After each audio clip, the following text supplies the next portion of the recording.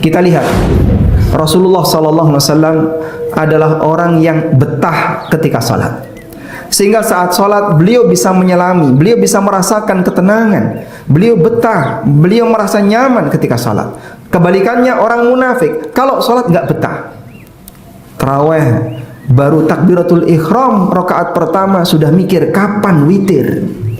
Itu contoh fenomena orang nggak betah dengan salatnya.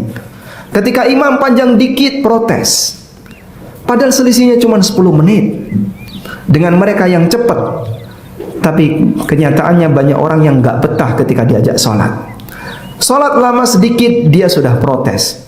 Nabi SAW mengatakan, wa ju'ilat qurratu aini fis salah. Allah jadikan ketenangan batinku ada pada sholat. Sehingga bagi beliau ketika sholat adalah tempat untuk menenangkan batin. Beliau merasa nyaman. Itulah sholatnya orang puncak saleh Rasulullah SAW.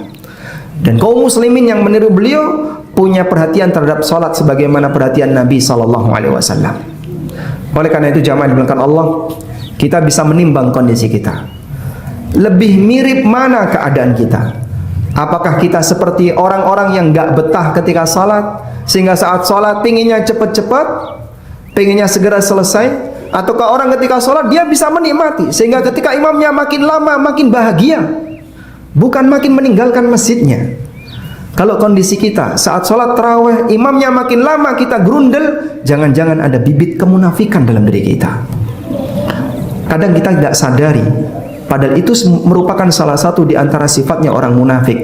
Gak seneng, gak betah ketika diajak sholat lama.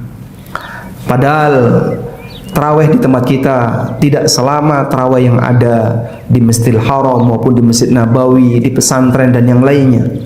Hanya mungkin kurang lebih 20 ayat, itu pun sudah rasanya pengen segera pulang. Ada yang tarawih dalam jumlah banyak tapi dia nggak kerasan, sehingga dia bayangin, kenapa saya tidak mengikuti madhab yang tarawihnya jumlahnya sedikit. Akhirnya dia berlomba-lomba cepet-cepetan.